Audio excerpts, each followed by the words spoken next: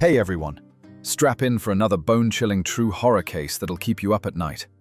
Hit subscribe to support the channel, it means everything. Let's dive right in. On November 22nd, 2022, Jasmine Pace was supposed to join her family for a Thanksgiving dinner, but she never showed up. She didn't answer calls, and the messages sent from her phone seemed off, like they were written by someone else. Her family grew anxious right away. Jasmine had never gone missing without a word before. Her mother, Katrina, tried calling her over and over again, but all she heard on the other end was silence. Meanwhile, posts, supposedly from Jasmine, began to appear on social media, but they raised even more concerns. The photos didn't show her new tattoos, and the messages didn't sound like her usual self. Her family instantly knew that something was wrong. They reached out to all her friends and checked every place she might have been, but their search turned up nothing. By midnight, their worry turned to panic. No one knew where Jasmine was, and with each passing hour their fears grew stronger.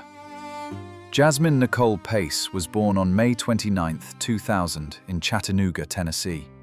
From the very beginning, she was surrounded by love and support from her parents, Katrina and Travis Pace. The family was close-knit, although over time, her parents went their separate ways. After that, Katrina began a new chapter with another man, Scott Bean, who became a real source of strength for Jasmine and her siblings. Jasmine's half-brother, Aidan Bean, grew up alongside them, making the bonds in the family even tighter. After finishing high school, Jasmine went on to study at the University of Tennessee at Chattanooga. She was always driven by new possibilities. She dreamed of turning her childhood ambitions into reality. For her, it wasn't just about getting a degree. She wanted to build a bright and fulfilling future. Jasmine's dreams stretched far beyond her career. She often talked about becoming a mother and how she pictured herself in that role. A few months before she went missing, Jasmine started dating Jason Chen. He was also a student at the university where she studied. They met on a popular dating app that many young people use to meet new people. In the beginning, their relationship was a quiet one. Jasmine didn't share any details with her family and kept things to herself. She didn't even mention Jason's name or how much he meant to her in conversations with her loved ones. Her parents and siblings didn't even suspect that she was seeing someone. For Jasmine, it was all new territory. She wanted to understand what it meant to be in love, but she wasn't ready to talk about it openly just yet. Jason didn't fit in with Jasmine's usual circle. He seemed mysterious and kept to himself. Later, her family would learn that he was studying computer technology and preferred to keep a low profile, avoiding close connections with other people. Her family and friends were never able to figure out exactly what kind of person he was. Jasmine kept her relationship with Jason a secret, maybe because she wanted to be sure it really meant something to her. But back then, her loved ones had no idea how important he had become to her. Later, that secrecy would be one of the reasons why this tragedy took so long to come to light. Jason himself didn't make any effort to get to know her family or friends. He showed no interest in her social circle. It turned out that Jason barely had any close friends who could say anything good about him. At first glance, he seemed quiet and unassuming, but beneath that was a closed-off personality with intentions that no one could quite figure out. While there weren't any open conflicts between them, it became clear over time that Jason was deliberately putting distance between himself and Jasmine. He built up barriers that let him stay in the background. When Jasmine disappeared, Jason's secrecy seemed even more chilling.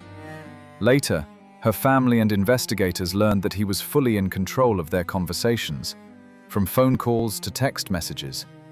Jason didn't want to make their relationship public, and Jasmine, usually so open, went along with that secrecy. On the evening of November 22nd, Jasmine Pace was at her mother's home in Chattanooga. She was calm that day, but her relatives noticed a hint of distance in her demeanor. She didn't talk about her plans or what she was going to do, which left her mother feeling uneasy. Around 11:30 p.m., Jasmine got up, left the house, and drove off in her white Chevrolet Equinox. Her family didn't know where she was headed, and didn't ask. She often had errands or meetings she didn't always discuss. That was the last time her family saw her. After that, no information came in about where she might be, and the investigation had to rely on digital traces and indirect clues. By the morning of November 23rd, Jasmine's family was getting worried. Her absence and the silence from her were too unusual to chalk up to being busy or running late. Her mother, Katrina, started calling Jasmine's friends and acquaintances to find out where she might be. No one knew where she'd spent the night. Calls to Jasmine's phone went unanswered, and her messaging apps showed she was offline. These circumstances were especially concerning because Jasmine was always in touch with her family, even when she had a lot going on. Meanwhile, strange posts started showing up on Jasmine's social media profiles. This alarmed everyone who knew her. The Facebook photos were especially troubling. Jasmine didn't have the new tattoos she'd gotten just a month earlier. The pictures looked like they'd been taken long before she went missing. The captions on the posts were also odd and didn't sound like Jasmine at all. "Thanksgiving with my baby." Her family knew immediately that she would never write something like that. The tone was completely wrong and didn't match how she usually communicated online. These oddities only deepened the family's fears. Katrina and her relatives realized that someone might be using her accounts to hide the truth. That pushed them to take action. Using a vehicle tracking app, they checked the location of Jasmine's Chevrolet Equinox. The geolocation showed that her car was parked at the Signal View condominium complex. Her family had never heard of that place. No one could explain why her car would be there. This fact only added to their suspicions. On November 26th, Jasmine's family decided to go to Signal View themselves and see if the car was really there. They found the car parked in the lot of the complex. When they looked inside, they noticed that the driver's seat was pushed way back, much farther than usual. Jasmine was only about 5 feet 2 inches, and she always had to pull the seat forward to reach the pedals. This detail made it clear that someone else had been driving. Her family understood right away that Jasmine couldn't have been the one who drove there. At the same time, Katrina was going through Jasmine's phone records after she managed to get access to the details of her calls. She saw that the last long conversation logged on the phone was with Jason Chen, lasting 71 minutes. But when Katrina called Jason and asked what they had talked about, he said the conversation was short, just a few minutes. This clear contradiction raised serious doubts in Katrina's mind. What worried her even more was how indifferent Jason sounded on the phone. He didn't seem concerned at all about Jasmine's disappearance. He didn't ask how the search was going or offer to help in any way. This attitude was completely out of line with what anyone would expect from someone who had been close to Jasmine. Jasmine's family began to see Jason as someone who might have been involved in her disappearance. Tension was rising, and they understood that every minute counted, and that any lost detail could make the search harder. Deciding they couldn't waste any time, they insisted on checking Jason's apartment. Along with Travis Pace, a family friend, Katrina went to Jason's place, even though they didn't have official permission to enter. Their worry for Jasmine's life was too strong to wait. When they got inside, they immediately noticed the state of the place. Things were scattered around, but it didn't look like normal messiness. It looked like someone had tried to quickly clean up anything that might raise suspicions. In the hallway and bathroom, they saw dark stains that couldn't be explained away. They looked like traces of blood. Among the scattered items in the apartment, they found Jasmine's driver's license, her bank cards, and her travel bag. That confirmed once and for all that Jasmine had been there. Her family realized they had found the place where Jasmine spent her last days before she disappeared. Right after that, Katrina contacted the police and reported everything they had found, knowing that Jason's apartment could hold the key to what really happened to Jasmine. After the family's report, the police got a warrant to search the apartment. When investigators officially entered the place, they used chemical agents to test for traces of blood and other biological evidence. Those tests revealed stains that Jason had tried to scrub away. Parts of the floor had been mopped, and some of the furniture had been moved around.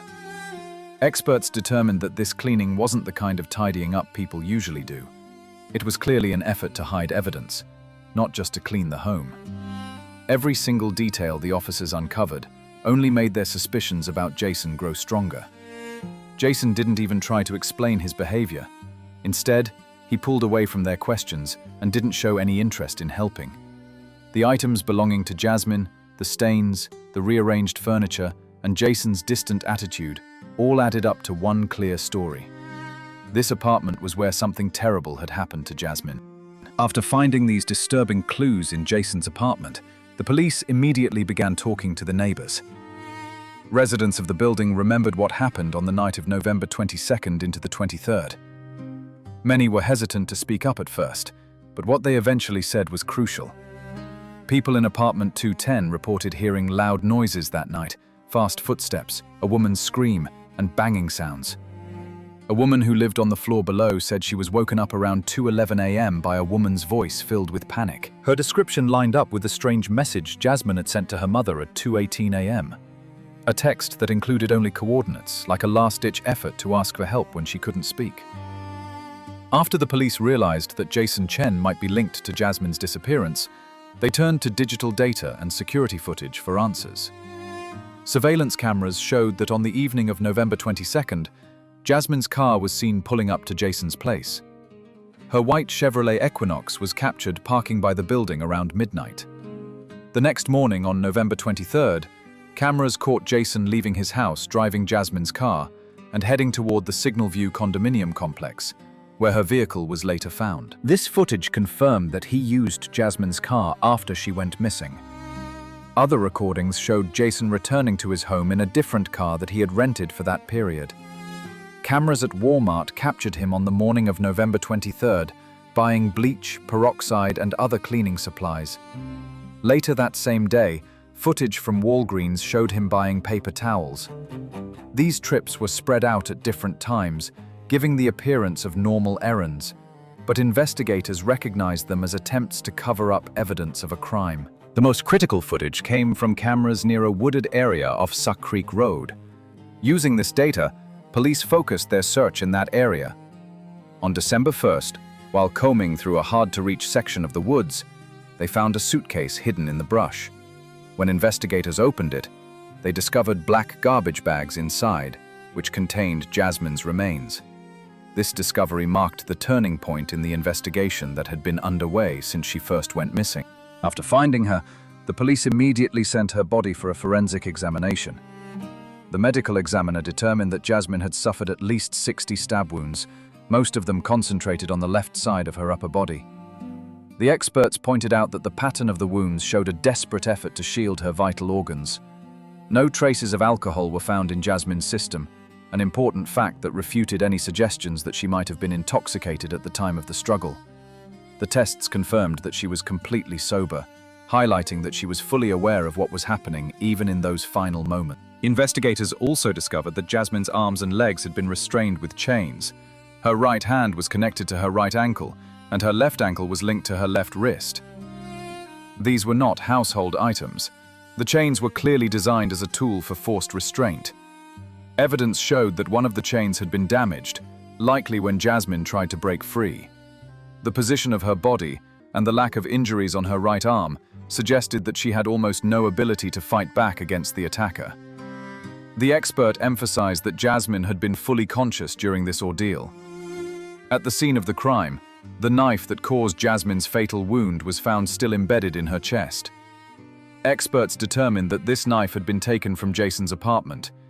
It was thoroughly analyzed for fingerprints and blood residue to establish its connection to the incident.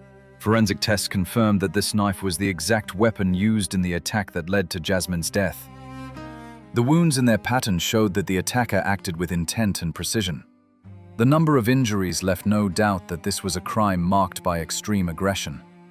Law enforcement officers emphasized that the details of the wounds and the way they were inflicted ruled out any chance of an accident. The blows were directed at vital organs, and the depth and angle of the cuts indicated a deliberate and forceful attack. Experts noted that such injuries couldn't have been the result of a sudden panic or an accidental reaction. All the evidence pointed to a planned and purposeful attack, not a random conflict. Neighbors' statements helped complete the picture of what happened. They reported hearing screams and loud noises that stopped suddenly. Some mentioned they had heard an argument before the abrupt silence fell over the area. These first-hand accounts aligned with the evidence collected at the crime scene. Witnesses described how Jasmine tried to call out for help, but her voice was quickly silenced. After the crime, Jason Chen took steps to cover up what he had done. He immediately started using Jasmine's phone to send messages, trying to create the illusion that she was still alive and talking with her family and friends.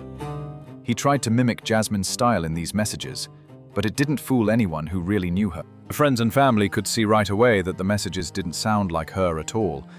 The photos that Jason posted to Jasmine's social media profiles had actually been taken long before the crime. These pictures didn't show any of the new tattoos or other details that Jasmine had added in recent months. Her friends found these posts odd and noticed that they felt out of place, like a clumsy attempt to distract everyone from the truth. Beyond photos, Jason kept sending messages from Jasmine's accounts, trying to keep up the illusion. But the tone of these messages was unconvincing and flat. They were short, emotionless, and lacked the warmth that Jasmine always put into her words. Her loved ones said that Jasmine always tried to write in a caring and engaging way, and these new messages were cold and mechanical. Even when Jason sent messages back and forth between Jasmine's accounts and his own to make it seem like they were talking, these fake conversations never felt real. As the investigation moved forward, detectives decided to search Jason's parents' house where he had stayed after Jasmine disappeared. During the search, they found a sitter Jasmine, hidden in an eyeglass case among Jason's things. Police immediately understood that this was done deliberately, to keep using Jasmine's phone and disguise his actions. This find showed investigators how Jason planned to mislead those who were trying to find out what had really happened. When Jason was arrested on November 30th, he stayed calm and confident. He didn't resist and didn't try to make excuses. On the outside, he seemed indifferent, but investigators noted that there was a tense edge to his behavior. He didn't ask many questions, and seemed to already know that the evidence against him was overwhelming. All the evidence gathered, from the search of Jason's apartment to the analysis of messages and photos, formed a clear and logical timeline. Surveillance footage, witness statements, and the items investigators found all confirmed that he not only committed the crime against Jasmine, but also deliberately tried to mislead everyone to avoid facing consequences.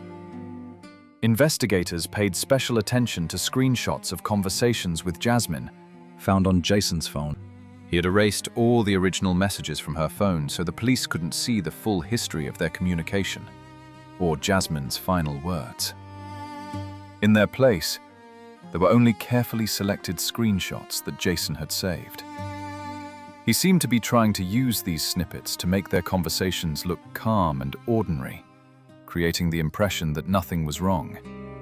But a thorough analysis by experts showed that these actions were a deliberate attempt to twist the facts and hide the truth. Equally important was the set of photographs discovered on Jason's phone. They had been taken in the bathroom of his apartment on the night of the crime and showed Jasmine in the apartment at the time she disappeared. Jason might have planned to use these pictures to suggest to investigators that there had been some kind of intimacy and no sign of aggression.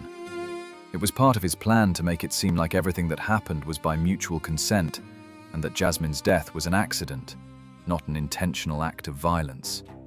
However, these attempts to confuse the investigation didn't work.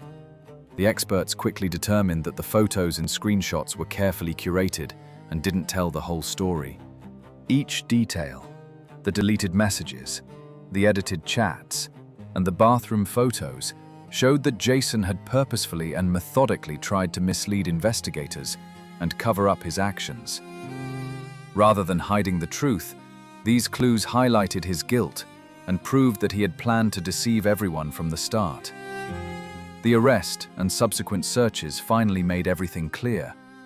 Investigators concluded that this was not a random conflict, but a carefully orchestrated crime. Jason Chen never openly revealed his motive for attacking Jasmine Pace. During questioning, he tried to claim that the incident was the result of an argument, Jason said that on the night of the crime, Jasmine saw notifications from Tinder on his phone and accused him of being unfaithful. According to him, she threw a glass at him, and he grabbed a knife to defend himself. But investigators quickly saw through this story. It didn't match the evidence at all. The trial of Jason Chen began in January 2025. Jasmine's family was there in the courtroom, along with reporters covering every detail. The prosecution presented compelling evidence, surveillance footage, phone data, and expert testimony. All of it showed that Jason had planned this crime carefully and tried to cover up what he'd done afterward. The defense argued that the conflict between Jason and Jasmine somehow led to the tragedy, but experts dismissed that theory. The nature of Jasmine's injuries and the lack of defensive wounds clearly pointed to a deliberate act. The most crucial piece of evidence came from the forensic expert, who confirmed that Jasmine had been restrained and unable to defend herself. In his final statement, the prosecutor emphasized that Jason had not only ended Jasmine's life, he had also tried to deceive everyone around him. But the facts spoke louder than his lies. The jury's decision was unanimous: life in prison without the possibility of parole.